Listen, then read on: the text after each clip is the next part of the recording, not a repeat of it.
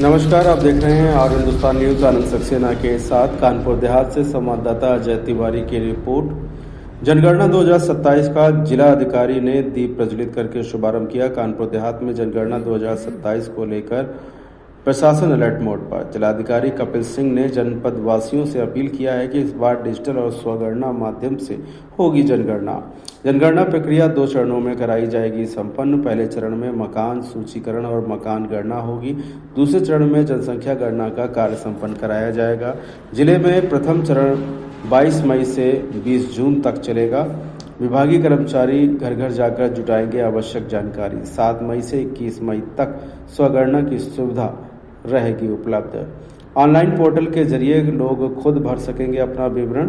DM ने सभी नागरिकों से जनगणना में सहयोग देने की अपील किया है। फिलहाल आप सुरक्षित रहिए, जुड़े रहिए आर हिंदुस्तान से। नमस्कार।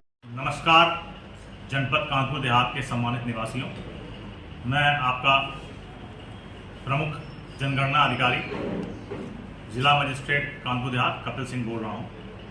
मैं आपके सभी के समक्ष ये अवगत कराने आया हूँ कि जनगणना 2027 इस बार पूर्णतः डिजिटल एवं स्वगणना सुविधा के साथ आ रही है।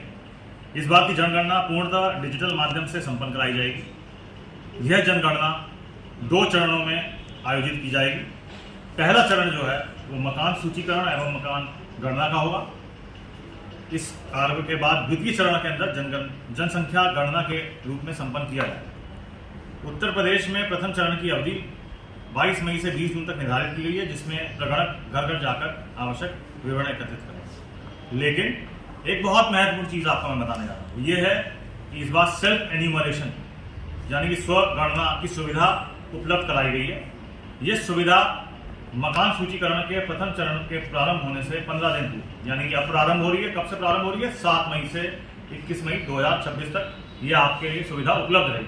कब से? 7 मई से 21 मई तक ये सेल्फ एन्यूमरेशन की सुविधा जनगणना की आपको उपलब्ध रहेगी। स्वगणना की प्रक्रिया अत्यंत सरल और सुविधाजनक है। इसके अंतर्गत कोई भी व्यक्ति अपने परिवार का विवरण स्वयं ऑनलाइन पोर्टल के माध्यम से भर सकता है, जिससे उत्तरदाता एवं प्रगणक दोनों का समय बचेगा। स्वगणना यानी कि सेल्फ एन्यूमरेशन के लिए इस तरह की प्रक्रिया अपनाई जाएगी कि सबसे पहले se.census.gov.in इस पोर्टल पर जाकर स्वगणना का पोर्टल पर जाना होगा। वहां पे अपने राज्य का चयन कर परिवार के मुखिया का नाम एवं मोबाइल नंबर दर्ज करना होगा।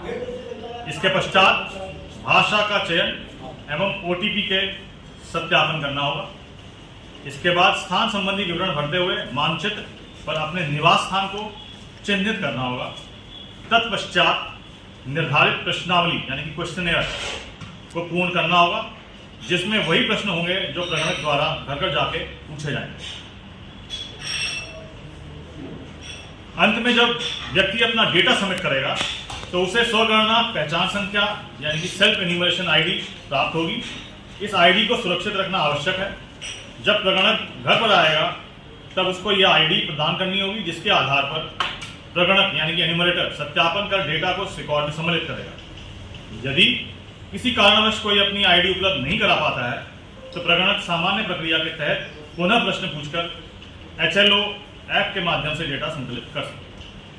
इस नवीन प्रक्रिया का उद्देश्य विशेष रूप से कार्यरत एवं व्यस्त परिवारों को सुविधा प्रदान करना है, यानी कि जो लोग नौकरी पेशा हैं या व्यवसाय पेशा हैं या कृषि के लिए अपने घर से निकलते हैं, 10-12 घंटे अपने दिन में बाहर रहते हैं, तो आंकड़ों के शुद्धता में सुधार लाना और जनगणना कार्य को अधिक प्रभावी बनाना है। तो आप सीधे पोर्टल पर जाइए। वो अपने मोबाइल के माध्यम से भी जा सकते हैं, अगर आपका लैपटॉप है या कंप्यूटर है उसके माध्यम से भी जा सकते हैं। कॉमन सर्विस सेंटर अगर आपके घर के आसपास पड़ता है तो आप उसके माध्यम से भी जा सकते हैं। और आप उसमें स्वयं अपना डेटा जो है, जो प्रश्नोत्तरी है, वो इस माध्यम से कर सकते हैं। और जैसा मैंने पूर्व में आपको बताया कि ये सुविधा 7 मई से लेकर 21 मई तक हर नागरिक को ये उपलब्ध है। हर व्यक्ति अपने आंकड़े खुद भर सकता है।